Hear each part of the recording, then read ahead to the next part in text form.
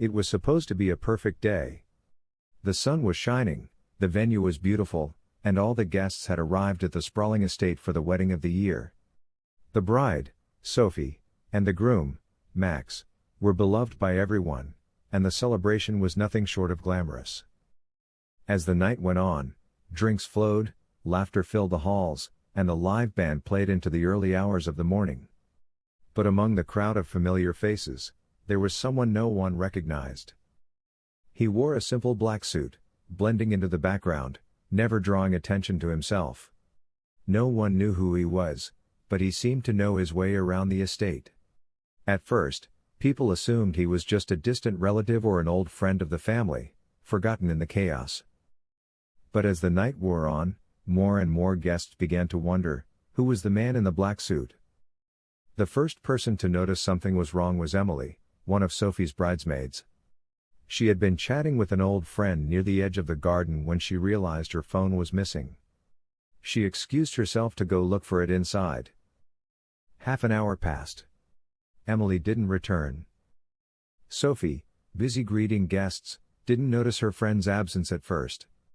But as the night went on, more people began to disappear. First it was a groomsman, then a cousin from Max's side. Each time, it happened quietly, without a scene. One minute they were there, the next they were gone. The forgotten guest in the black suit was always nearby, watching, waiting. He slipped through the crowd unnoticed, his presence barely registering among the festivities. Sophie's nerves were starting to fray. The reception should have been perfect, but several of her closest friends had vanished, and no one seemed to know where they had gone. Max tried to reassure her, but even he couldn't deny that something was wrong. Together, they decided to discreetly search the estate. As they moved through the sprawling halls, they stumbled upon an old door in the basement they hadn't seen before. It was slightly ajar, leading down to a cold, dark cellar. They paused, unsure whether to proceed, but Sophie noticed something: footprints in the dust. Someone had been down there recently. She turned to Max, her voice barely a whisper. "We need to find out what's going on." They stepped inside, descending the narrow staircase. The forgotten guest, who had been watching them from the shadows, disappeared into the crowd once again. The cellar was dark and musty, the air thick with the smell of damp stone. As Sophie and Max made their way further inside, the feeling of dread grew. Then they saw it. In the far corner of the cellar was a makeshift operating table. Bloodstains covered the floor, and surgical tools lay scattered across a tray. Sophie gasped, stepping back. Max froze, his eyes wide with horror. "What the hell is this?" he muttered. Before they could process what they were seeing, they heard a noise, footsteps echoing from the far side of the room. They weren't alone. The forgotten guest stepped into the light, his face expressionless. In his hand was a long, gleaming scalpel. "You shouldn't have come down here," he said softly, his voice calm, almost polite. The man in the black suit smiled as he approached them slowly, his movements deliberate. "You see," he began, "this estate. It has a history. And not all guests are here to celebrate." Sophie's heart raced as she realized what was happening. The disappearances, the secret room, it wasn't an accident. The guests who had vanished were part of something much darker. "Organ trafficking," Max whispered, horrified. You're harvesting people?"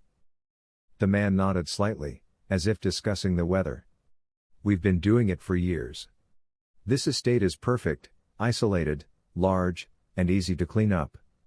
The guests come, they disappear, and no one asks too many questions.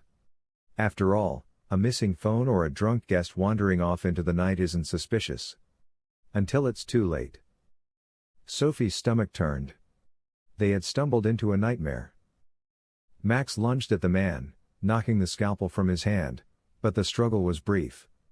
The forgotten guest moved with unnatural precision, overpowering Max in seconds.